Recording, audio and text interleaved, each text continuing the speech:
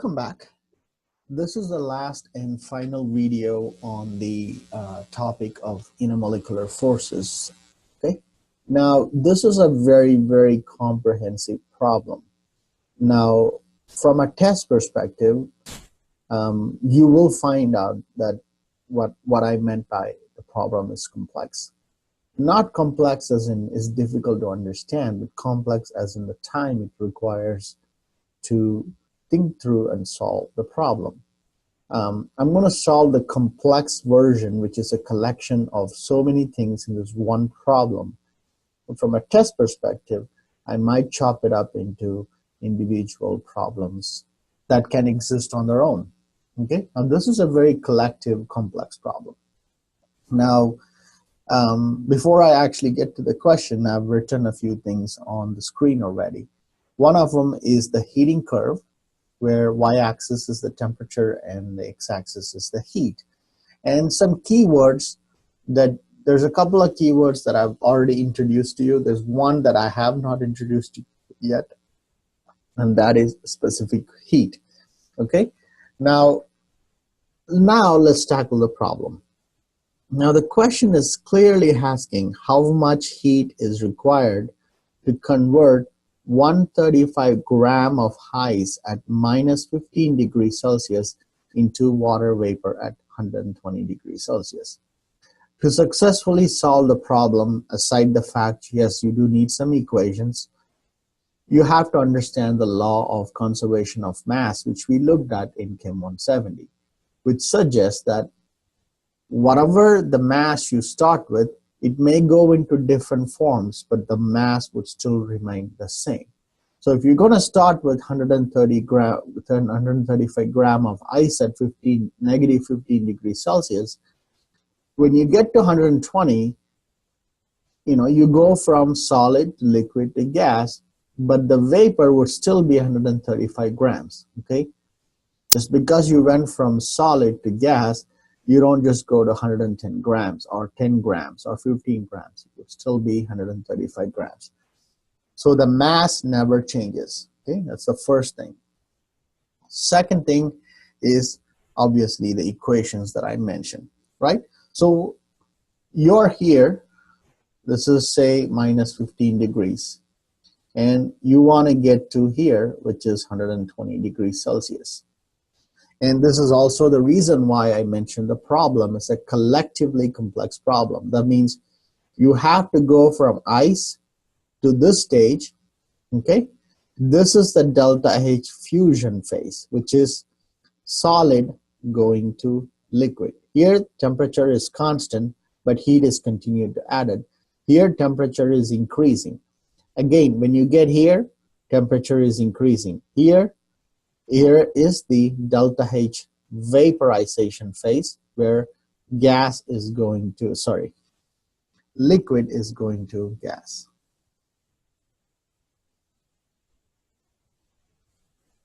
Okay, and then eventually you go to the vapor phase, right? So we must account for all these dots as individual equations before we can get here. So we will essentially have, I believe, 5 different equations that we have to put in and add them all up to get there. So first we have to go from negative 15 to 0. This is 0 degrees, right? So whenever there's a temperature increasing in chemistry, Q is often referred to heat, right? And there's 2 sets of equation. However, we do change the variables, the subscripts. So this is for going from solid to pure liquid. Okay, so, or let me actually write it this way. I think this would make more sense. So this type of equation is used when the temperature is changing, whether increasing or decreasing, it doesn't matter, it has to change. So this is the first phase. I'm going to call it 1. This is going from negative 15 to 0. Q is the heat. M is 135 grams. Okay. Times. C is something you don't have to remember or memorize. I will give that to you. C is the specific heat of ice. Okay, that is 2 joules gram degree Celsius. Okay, you do not have to memorize this value. So that is 2, and delta T is 15 minus 0 is 15 degrees Celsius, right? You can leave this in degrees Celsius here. Why? Because this value is in degrees Celsius. So let's get that. So that would be 135 times 2 times 15. It's an easy problem. Trust me, it is very, very, very easy. You just have to know when to use this equation or the one I'm going to show different, which is roughly around 4050 joules. Okay. Again, this is a constant. Let me switch colors. I'm going to box things that are constant that you don't have to memorize. Okay. I will give this to you specifically when I chop this problem up. All right, let's switch colors back to red. So we have to now solve the second phase, which is the fusion. When temperature is constant, you use a second set of equation, which is N times delta H fusion. Okay, let me explain this. Delta H fusion I will give that to you. Okay, so delta H fusion is 6 kilojoules. Remember that earlier heating curve I gave you, kilojoules per mole. Okay, or 6,000 joules per mole. It doesn't matter. Well, let's convert it. So this would be 6,000 joules per mole. Okay, or you can convert this to kilojoules.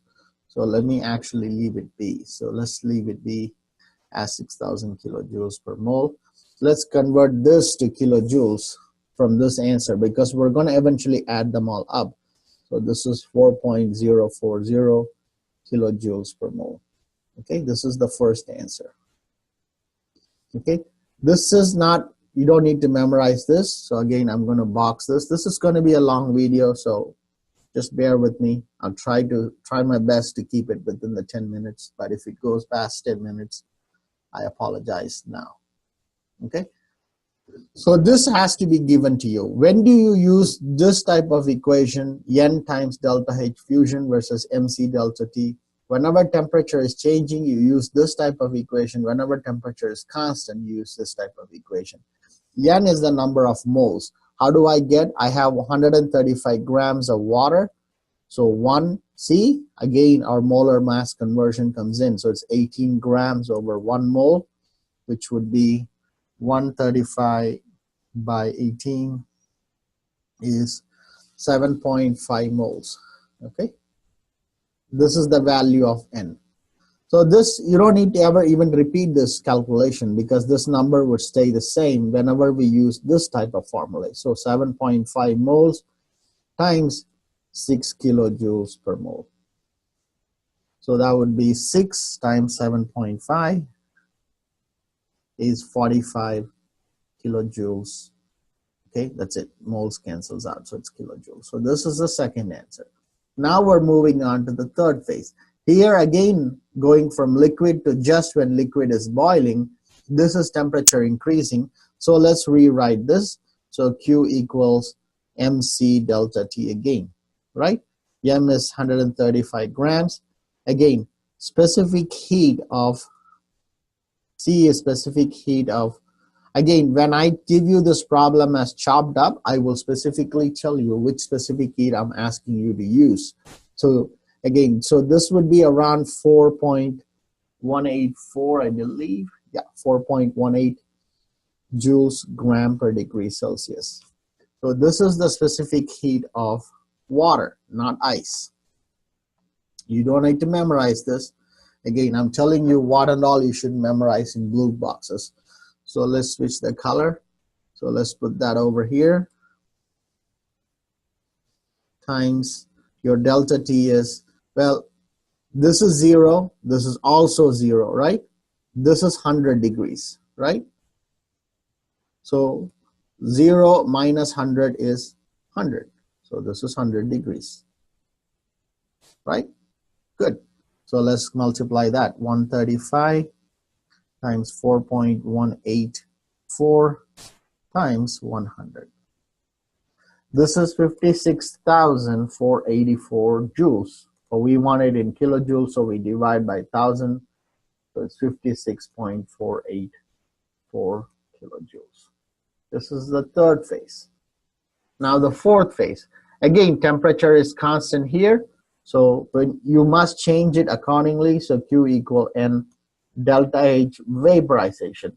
N is the same, so it's 7.5 moles.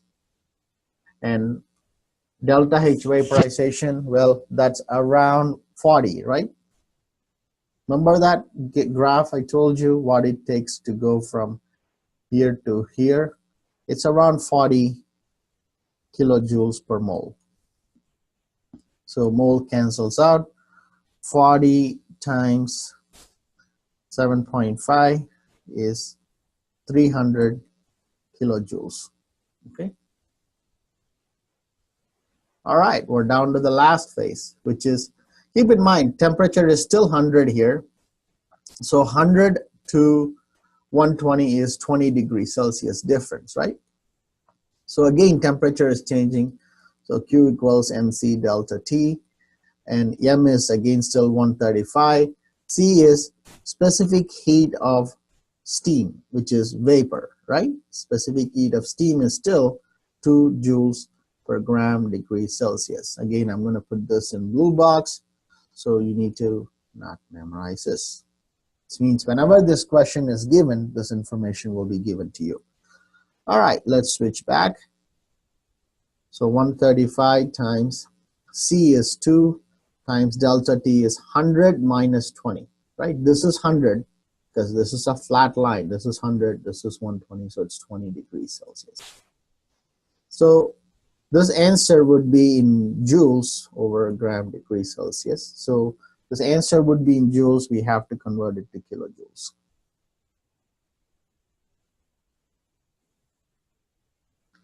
So 5400 joules. Now, with these two equations that I put star, the answer would automatically be in kilojoules. The ones I'm going to put maybe a triangle, these are the ones you have to convert it to, I'm sorry, not this one.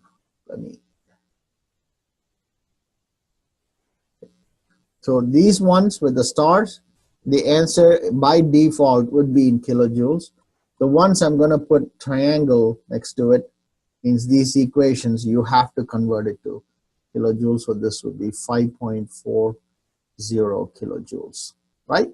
Now add 1, 2, 3, 4, and 5. So that will be 4.050 plus 45 plus 56.484 plus 300 plus 5.40. All this is kilojoules. You see, units must all be the same if you're going to add them, divide them, multiply them, subtract them, whatever you do. So 4.050 plus 45 plus 56.484 plus 300 plus 5.40. So it will be around 412 kilojoules. So what I want you to take away from this is obviously you need to know how to solve this type of a problem. I will not give you this whole problem because that's going to take forever for you to finish. So I will chop a specific portion out of this 1, 2, 3, 4, 5 and I will give you a graph and have you figure out just that portion for me, and I will give you all pertinent information. Now, there are a lot of hidden answers on this, on why you shouldn't consume snow. I've been repeatedly asking you this in the last 3 videos. Why don't you figure out the answer and let me know in class? All right, well, we have officially concluded the topic on intermolecular forces. The next time I will see you with gas laws and kinetic theory of gases. All right, so stay tuned.